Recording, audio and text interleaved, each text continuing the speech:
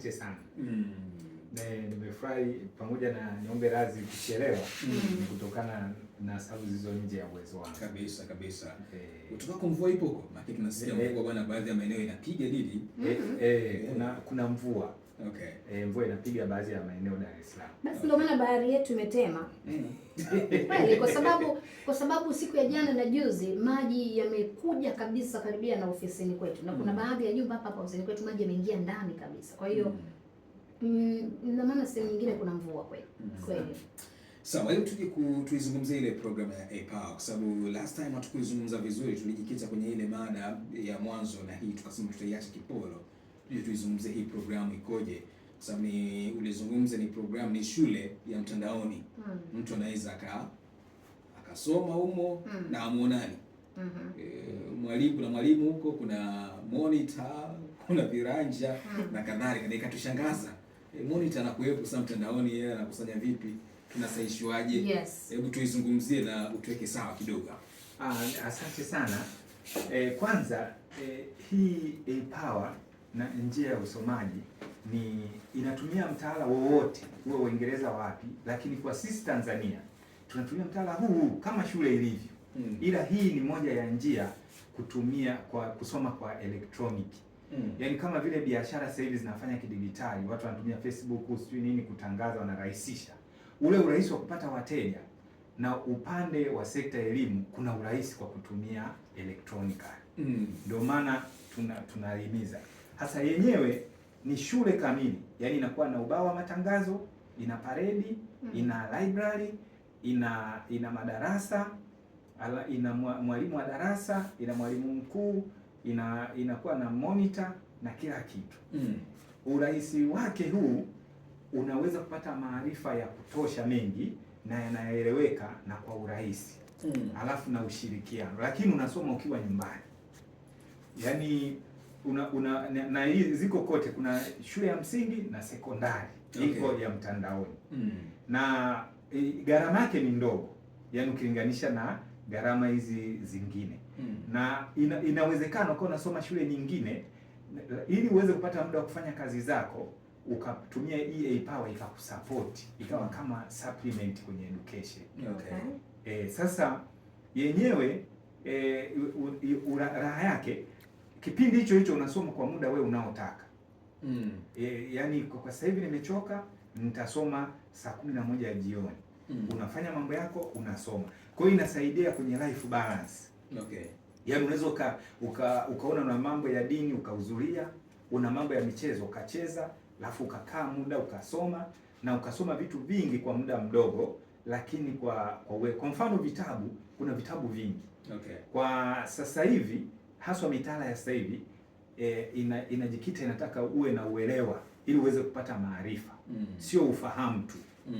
Sasa maarifa, kitu cha kwanza, chombo cha muhimu ni lugha.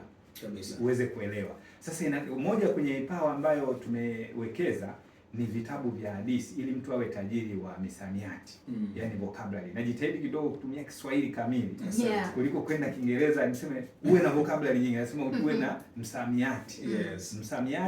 Msamiati haina wingi kusema misamiati. Nikisema msamiati maana ni mingi. Kumoja na wingi ndivyo hivyo msamiati.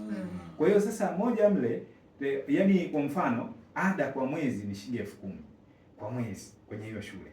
Lakini unaweza kule ukakuta vitabu vya hadithi labda 40. Alafu katika kuweza kuelewa darasani wewe unafundishwa, tunaweka audio. Yaani kuna vitabu vya kusikiliza. Yaani tumepanua wigo. Yawezekana shuleni mtu akawa anasoma sana vitabu lakini hasikilizi. Kwa hiyo ile study za kusikiliza au yani listening skills anakuwa nazo ndogo. Lakini pia kuna muda tunatoa tangazo kwenye mbao ya matangazo mle. Na hivi vyote unaweza ukasoma kwa simu tu, smartphone mkononi, na unaweza ukasoma hata wakati unapanda daladala. Labda kwenye usafiri au unafanya shughuli fulani unasoma, unaweza. Kwa hiyo tunatoa tangazo pale kwamba tutakuwa live wanafunzi wote kuanzia saa 2 ya usiku. Saa 2 tuna share. Na faida, wigo ni mpana. Yaani unaweza ukasoma na mwanafunzi wa Arusha, ukasoma na mwanafunzi wa Mbeya, ukasoma na mwanafunzi wa Tabora. Na nilikuwa nataka kuuliza hilo swali pale mwanzo. Nikasema tunafahamu shuleni huko kengele na gongo watu wanaingia darasani. Kabisa. Wanaanza kusoma. Kwa hapo ulivyogusa hapo ndio swali langu nadhani likawa limeisha kwa sababu kumbe kuna mgao matangazo unasema kabisa kwamba muda huu tunaingia darasani rasmi. Yaani ukiamka labda asubuhi unaingia kwenye shule. Ina hatua mbili tu. Yaani haihitaji utaalamu. Yaani mtu yoyote mwenye elimu yoyote hata asiye na elimu kuingia kwenye darasa ni rahisi. Ni kama vile unapotembea kwenda kuingia darasani ama shuleni. Kwa hiyo ukiingia shuleni ambaye tutakupa sisi hatua mbili tu. Unabonyeza 1, 2 umeshaingia. Okay. Kwa hiyo ukiingia mle unachagua darasa lako. Unaanza kusoma. Na faida ya hii pia inakuruhusu kuchagua nini usome. Mara nyingi watu wanakuwa wanapata shida, anataka asome kitu anachopenda lakini hakipati. Na sisi tumejikita zaidi pia hasa masomo pia ya sayansi na hesabu. Kwa sababu tunaona kwenye hesabu kuna changamoto uhaba wa walimu. Kabisa. Kwa hiyo mnaweza mkasoma wanafunzi wengi mkashare. Yaani ukasoma na watoto labda wanasoma shule za vipaji, wewe unasoma shule ya kawaida, mnakutana mnasoma kwa pamoja. Kwa hiyo uelewa wako, uelewa unakuwa ni mkubwa. Kwa hiyo unaweza ukapata vitu vya muhimu kama vile maarifa, ukapata mwelekeo, ukapata ujuzi, ukapata uadilifu, ukajifunza mle kwa mfumo huu. Okay. Sawa, mimi nilikuwa sasa kufahamu hapo kwenye inawezekana sikufanya vizuri mtihani wa kidato cha 4 na risiti sasa hivi. Nikiingia mle naruhusiwa kuingia na yaani hii inamruhusu yani kuingia mtu yoyote hata anaye risiti au anayesoma ambaye wale wanayesoma form 1 sasa hivi wanaruhusiwa kuingia humo wakasoma. Kwa hiyo anaye risiti hata kwa mfano kuna watu wana changamoto anataka risiti alafu hana muda. Hii inamsaidia wakati tu ampanda daladala akishuka ameshasoma. Wakati anarudi ameshasoma. Yaani kwanza kimsingi elimu inamwandaa mtu kwenye maisha kamili. Hatutakiwi kutenganisha muda wa kujifunza au kusoma na maisha. Na ndipo tunapoanguka. Yaani unasoma kwanza afu unarudia maisha. Inatakiwa uende pamoja uweze kuelewa. Kwa mfano unapojifunza dini na wewe kama muumini utaelewa zaidi kiurahisi. Tofauti na kusoma kwanza dini afu baadaye uje uanze kuifanyia kazi. Usomaji wake utakuwa mgumu. Hata utangazaji ingewezekana kama una kipaji cha kutangaza uwe unatangaza huku unasoma chuo. Kwa hiyo yani utamaliza ukiwa na uelewa mkubwa kabisa. Kwa hiyo huu mpango unamsaidia sana mtu anaye risiti, anaweza kuwa ofisini anaweza akasoma. Okay. Na inawezekana mtu anajiuliza huko ni kuanzia ngazi gani ya elimu mpaka mwisho ngazi gani? Sisi tunaanzia darasa la kwanza mpaka form 4. Mpaka form 4. Okay. Kuna ile ambayo mimi kiukweli sikuielewa, naomba labda unieleweshe leo nielewe. Namna ambavyo wanaweza wakajiunga, kwa sababu kama unavyosema linki ni kwamba wanatumia namba yako ya simu au kuna application mama ambayo ipo kwenye mitandao which kama amna na mimi ingekuwepo ingekuwa ni rahisi sana. Mtu anaitafuta ile application, ana download, anabonyeza linki. Kama kuna kujisajili. Yes, anajisajili moja kwa moja nadhani. Hamna application. Ndio maana tumeweka urahisi. Unachotakiwa utataja namba ya simu, unatuma email ya Gmail. Alafu na kuunga. Na pia unaweza ukawa na namba ya WhatsApp, tuna group la support. Okay. Sisi tunatoa support masaa 24 kwa wiki nzima, yani siku 7. Kwa tunatoa support. Ni labda nitaje namba ambayo ukitaka hii support ni namba 0714 18 91 49. Nitarudia kwa sababu wengine walikuwa hawajajiandaa natafuta kalamu na karatasi. Namba ni 0714 18 91 49. Kwa hiyo utakaponitumia ujumbe ama ukanipigia nitakusimamia mpaka utafanikiwa. Okay. Na unaweza ukaanza kuingia darasani. Nini wanafunzi wa siku hizo wana raha sana. Yaani vitu vimerahisishwa vibaya mno.